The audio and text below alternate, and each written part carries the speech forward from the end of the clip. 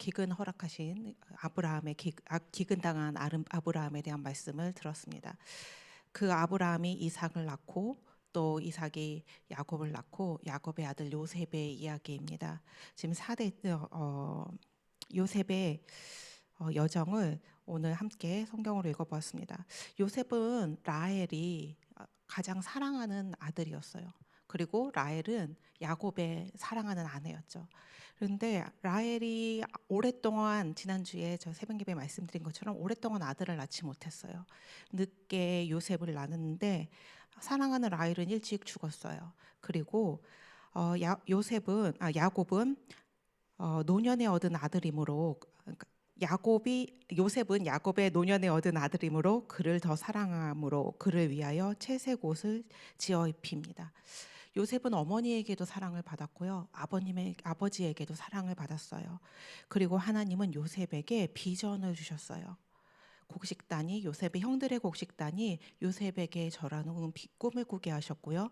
해와 달과 별들이 요셉에게 절하는 꿈을 꾸게 했어요. 해와 달과 별, 아버님 자기보다 위에 있는 사람들이 자기한테 절을 하는 거예요. 이 시기에는 부모님이 자기에게 절을 한다는 것은 있을 수가 없는 일이에요. 그런데 그런 꿈을 꾸게 됐어요. 요셉이 가족에서 가장 큰 자가 된다는, 또 형제들의 다스림을 받게 된다는 그런 꿈을 꾸게 된 거예요.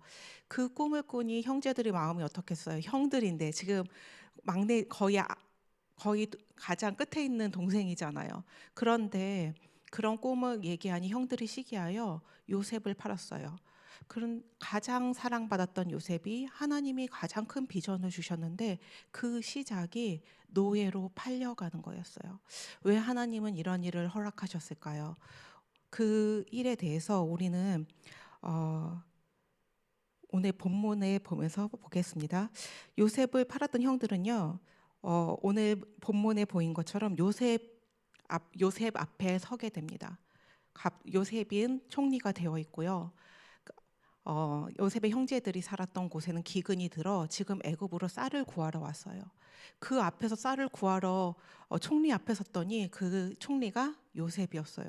자기가 팔았던 동생, 수년 동안 죽은 줄 알았던, 오랜 기간 동안 죽은 줄 알았던 동생이 지금 눈앞에 서 있어요. 그러니 얼마나 두렵겠어요. 그래서 요셉을 팔았던 형들이 눈앞에 요셉을 보고 엄청나게 두려움을 느끼는데 그 두려움의 정도가 어느 정도인지 지금 성경에는 그냥 두려워한다고 말을 했지만 그가 성경에서 설명된 것을 보니까 원어적으로 보면 확실한 파멸에 놀란 사람이 사로잡힌 공포, 정말 절대로 죽을 수밖에 없는 그 멸망을 두고 느끼는 공포라고 해요. 그럴 정도의 공포를 요셉 앞에서 형들이 느꼈대요. 그런데 요셉이 잘 만났다 이렇게 얘기했을까요? 그렇지 않았어요. 오늘 5절에 보니 당신들이 나를 이곳에 팔았다고 해서 근심하지 마소서, 한탄하지 마소서. 하나님이 생명을 구원하시려고 나를 당신들보다 먼저 보내셨나이다. 요셉은 형들의 두려움을 보고 위로했어요. 당신들 두려워할 필요가 없어요. 한탄할 필요가 없어요. 당신들이 나를 이곳에 판 것이 아니라 하나님께서 나를 먼저 보내셨습니다. 모든 것이 하나님이 하신 일입니다. 얘기했어요. 그리고 나서 그 뒤에 하나님께서 이 일을 행하신 이유를 얘기합니다. 첫 번째는 큰 구원으로 당신들의 생명을 보전하려 하신다고 얘기했고요. 두 번째는 당신들의 후손을 세상에 두시려고 이야기입니다. 큰 구원과 당신들의 후손을 보호하시려고, 세상에 두시려고 이 일을 행하셨다고 얘기했어요. 이거는 아브라함에게 말씀하셨던, 하나님이 약속하셨던 창세기 12장 1절에서 3절의 말씀을 요셉이 마음에 담았기 때문에 이 이야기를 한 것입니다. 그리고 창세기 12장 1절에서 3절의 말씀은 하나님께서 이미 우리를 하나님의 형상으로 처음에 사람을 창조했을 때 주셨던 창세기 1장 27절, 28절의 말씀을 놓쳤기 때문에 다시 한번 회복해 줬던 축복의 말씀이었어요. 근데 요셉은 그 마음속에 하나님이 처음 주셨던 축복, 그리고 놓쳤던 것, 그리고 아브라함에게 다시 주셨던 이 언약의 말씀이 마음에 있었어요. 그래서 나를 당신들이 보낸 것이 아니라 하나님의 절대 주권 아래서 큰 구원을 보이시려고, 그리고 우리 이스라엘 후손들을 하나님께서 남기시려고 나를 먼저 보내셨다는 말을 고백했습니다. 어, 요셉이 이 일을 하기까지 쉬웠을까요? 쉽지 않았었던 것 같아요. 그렇기 때문에 우리 처음 오늘 본문의 48장 1절에 보면 요셉이 정을 이기지 못하여, 감정을 이기지 못하여 큰 울음을 울었다고 얘기했어요. 뭐 그 감정이 어떤 감정인지 성경에는 자세히 나와 있지 않지만 아버지에 대한 것을 가장 먼저 물어본 것을 봤을 때 긴 시간 나를 사랑했던 아버지를 보지 못한 것, 그리고 또 여정이 쉽지도 않았을 거잖아요. 그런데도 하나님은 요셉에게 힘을 줘서 이것이 어떤 사람에 의해서 내가 이 여정을 걷게 된 것이 아니고 하나님이 나를 보내셔서 하나님께서 나를 이 여정을 걷게 하셨다는 그 고백을 했습니다. 요셉의 헌신과 희생으로 이스라엘 백성들은 구원을 받게 되었습니다. 하나님이 우리를 구원하지 않으셨다면 우리는요, 요셉 앞에 형들처럼 사단의 권세 아래서, 죄의 권세 아래서 우리가 해결할 수 없는 파멸의 앞에서 우리는 두려움에 떨 수밖에 없어요. 그 고통에서 우리는 스스로 나올 수가 없어요. 그런데 하나님께서 예수 그리스도를 통해서 그 큰 구원을 이루시고, 그리고 언약의 후손 남은 자들을 우리를 통해서 남기시기를 원하세요. 복음과 세계복음화예요. 하나님께서 이미 우리를 사람을 창조하실 때 지으셨던 그 땅끝까지 하나님의 형상의 땅끝까지 충만하기를 바라셨던 그것이 아브라함을 축복하시고, 그 축복을 받은 아브라함을 통하여 아브라함의 자손들이 땅끝까지 하나 큰 민족을 이루어 하나님께 영광 돌리는 자손들이 충만하기를 원하셨던 것처럼, 오늘 하나님께서 남은 자인 이스라엘 백성들을 통하여, 또 그리고 그 이스라엘 백성들을 구원하신 것처럼 예수 그리스도를 통하여 우리를 구원하시고, 또 복음을 성취하시고, 그 복음이 땅끝까지 증거되어 마침내 끝이 오고 예수님의 재림이 오는 복음과 세계 복음화의 비전을 지금 이 본문을 통해서 보여주시고, 그 복음이 우리에게 성취되어 우리가 하나님의 자녀가 되었습니다. 그럼 요셉은 그래서 이 복음과 세계 복음화, 이 두 가지가 우리의 절대적인 감사가 되어야 돼요. 우리는 진짜, 저는 이 구절에 해석된 것을 그 구절을 보았을 때 정말 절대적으로 파멸할 수밖에 없었던 우리, 그 앞에서 두려움을 느낄 수밖에 없는 우리, 그것을 인간의 힘으로 해결할 수 없었던 이것을 예수 그리스도를 통하여 해결해 주시고 우리를 구원해 주신 이 감사, 정말 큰 감사라는 거를 다시 한번 느꼈어요. 우리 정말 너무 당연하게 여기지만, 내가 하나님의 자녀인 거, 교회에서 하나님께 예배드리는 거, 내가 기도하는 거 당연하게 여기지만, 그것이 정말 예수 그리스도가 십자가에 돌아가신 그 피 흘림의 희생으로 말미암아 우리가 얻은 이 구원의 감사가 정말 우리 평생을 두고 절대적인 감사가 되어야 되겠습니다. 그리고 그럼 우리가 요셉의 기도, 목사님께서 말씀하셨어요. 요셉이 어떻게 기도했는지 성경에서는 정확하게 얘기하고 있지는 않아요. 그런데 우리가 성경의 여러 구절을 읽어보면 요셉의 기도는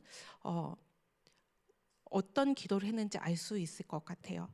처음에 아브라함이 정말 하나님께서 약속하셨지만 오랫동안 성취되지 않았던 이삭을 후손으로 얻었잖아요. 그런데 이삭을 받고 나서 하나님이 이삭을 바치라고 얘기했어요. 어떻게 바칠 수 있을까요? 그럴 수 없을 것 같은데 아브라함은 이삭을 하나님께 바쳤어요. 그때 하나님께서, 하나님이 이삭을 바치라고 하는 말에 순종하는 아브라함에게 이 말씀을 주셨습니다. 창세기 23장 17절 18절. 내가 내게 큰 복을 주고 내 씨로 크게 번성하여 하늘의 별과 같고 바닷가의 모래와 같게 하리니 내 씨가 그 대적의 성문을 차지하리라. 또 내 씨로 말미암아 천하 만민이 복을 받으리니 내가 내 말을 준행하였음이니라. 아브라함에게 그 이삭을 바치라는 그 말에 순종하였을 때 다시 한번 창세기 12장 1절에 3절에서 주셨던 원래 주셨던 언약을 확인해 주셨어요.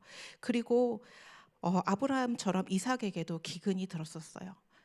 그 기근에 하나님께서 이삭에게도 동일한 약속을 확인해 주십니다. 창세기 26장 3절에서 4절, 이 땅에 거류하면 내가 너와 함께 있어 이 땅, 하나님께서 약속하신 그 가나안에 머물게 되면 내가 너와 함께 있어 내게 복을 주고 내가 모든 땅을 너와 내 자손에게 주리라.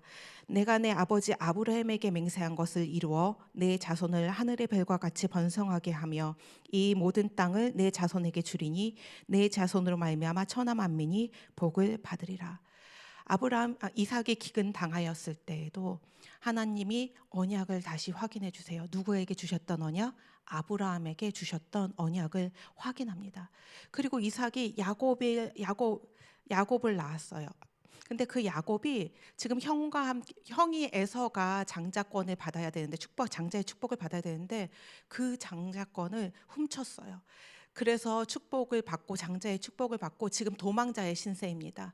지금 베델에서 라반 삼촌네로 도망을 가면서 베델에 누워 잘 때에 하나님께서 그 도망자인 야곱에게 동일한 말씀을 허락하십니다.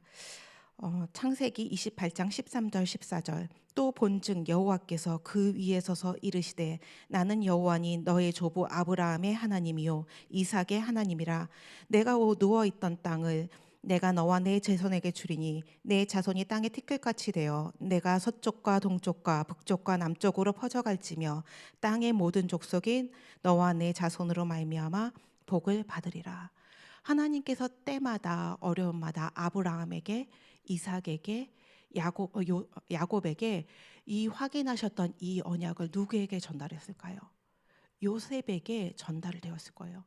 요셉은 이 언약을 확실히 듣고 자랐고, 그리고 하나님께서 비전을 주셨어요. 그러면 우리 요셉의 기도는 무엇이었을까요? 하나님이 성취게 하기로 한 언약, 그리고 하나님이 꿈으로 보여주셨던 비전, 언약과 비전을 두고 기도했을 거예요. 그렇기 때문에 여러분도 우리의 기도가 무엇이 되어야 될까요? 지금 기근 만났어요. 풍랑 같기도 하고요. 진짜 폭풍 속에 우리 혼자 서 있는 것 같이 어려울 때도 있어요. 그런데 그때 우리가 확인해야 될 것은 무엇입니까?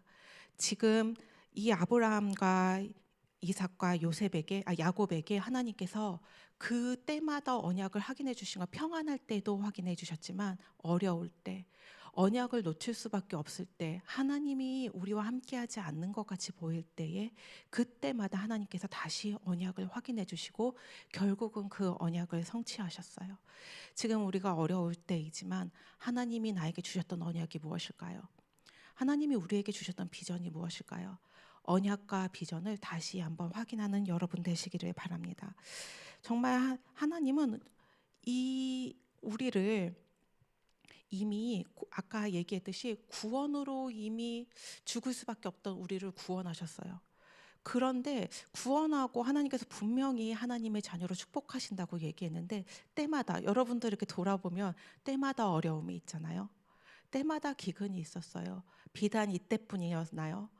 정말 내가 정말 하나님께로 가는 것이 더 나을 것 같다라고 생각할 정도로 그런 어려움이 있을 때도 있었어요.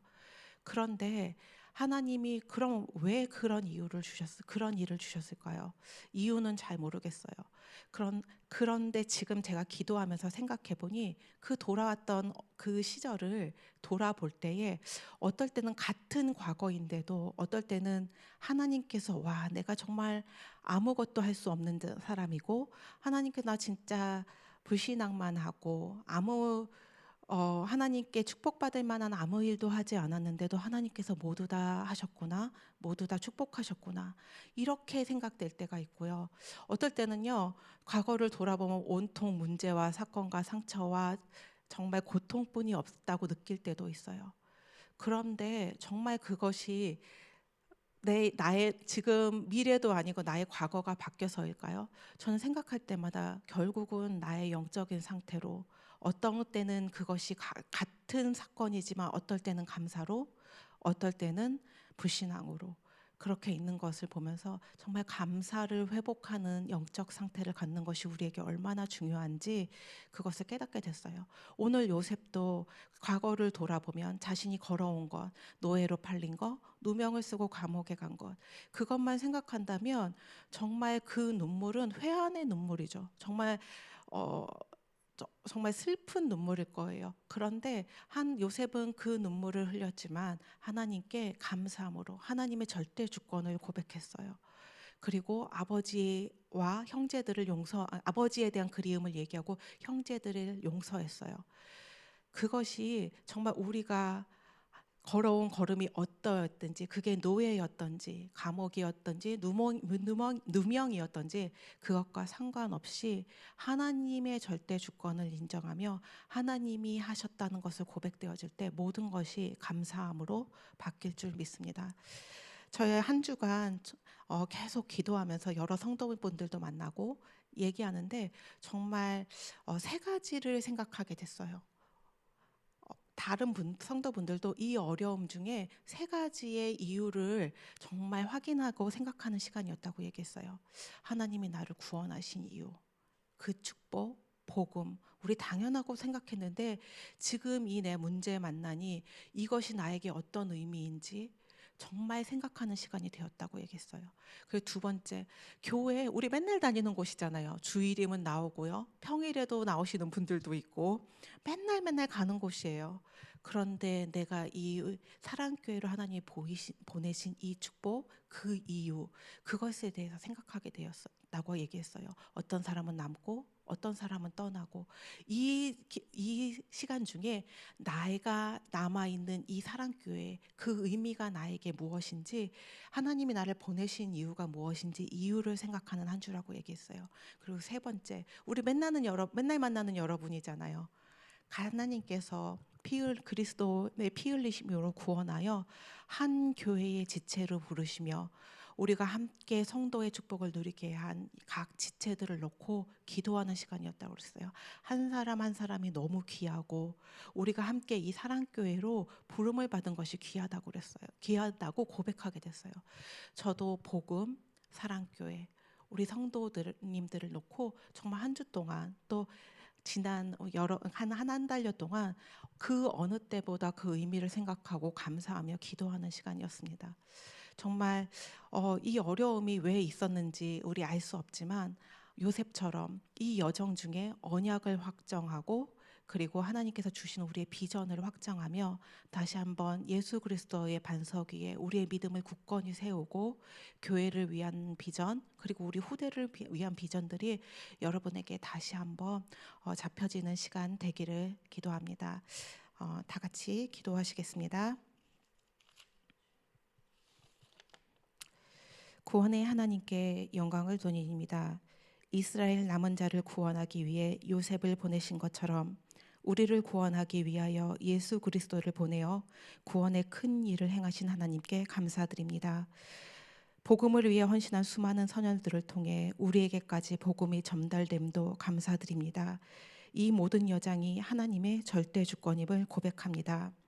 하나님, 요셉의 기도가 어떠하였는지 명확하게 알 수 없지만 성경을 미루어 알 수 있을 것 같습니다.